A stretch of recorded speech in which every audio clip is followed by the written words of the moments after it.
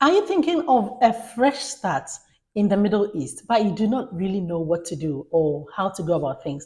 In this video, I'm going to give you a step-by-step guide that you can use to accomplish that goal. Don't go anywhere.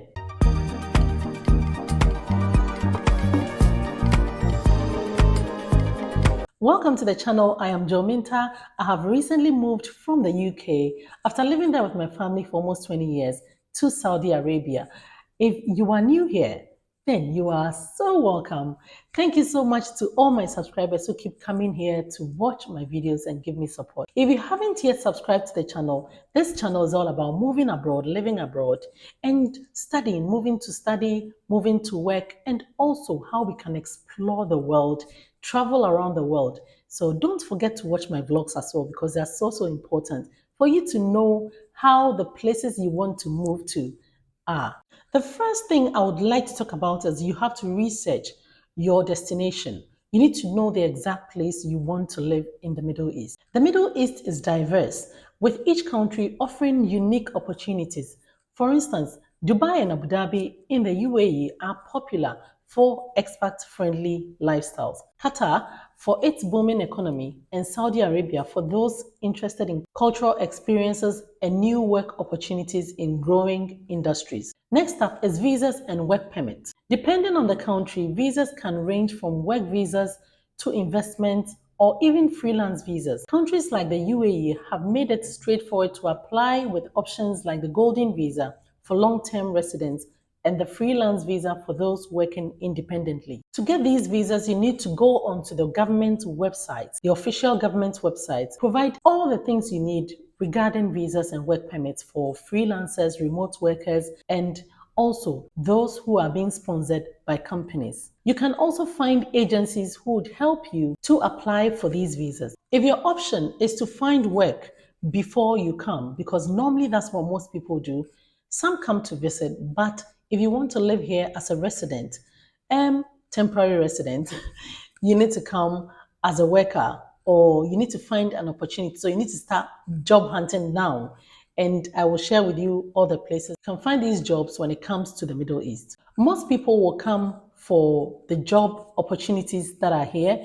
And you've got websites like LinkedIn, Bait, and Golf Talent, which are the primary websites when it comes to searching for jobs. What you have to do though is to look for the jobs, because it might take some time before you land a job in the Middle East. One tip though is to do up your LinkedIn profile so well such that you are able to attract employers from that or this part of the world. When it comes to accommodation, averagely in Dubai, you're looking at around £1,200 to £2,500 a month for a one-bedroom. In Doha, Qatar, you're looking about £900 to £1,500 a month. In Saudi Arabia, you're looking at around £700 to £1,200 a month.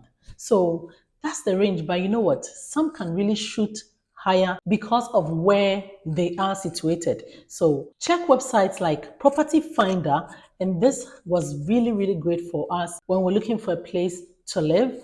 Property Finder, and also word of mouth, because that's how come we got this lovely apartment. So word of mouth is also very important. If you know someone here, just ask the questions, or join groups like Internation, Expatica.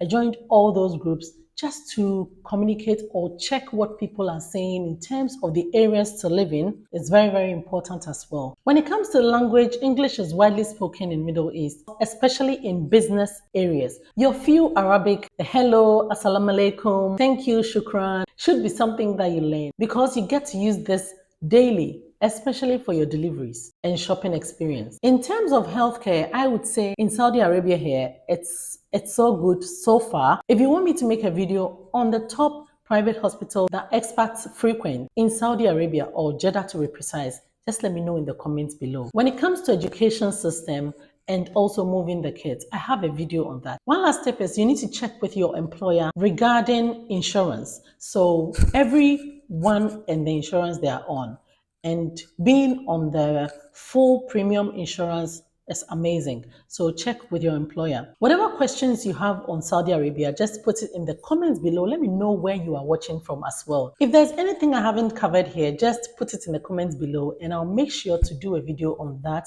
There are videos coming up very soon on Saudi Arabia. Guys, I hope you liked this video. Let me know in the comments below as well.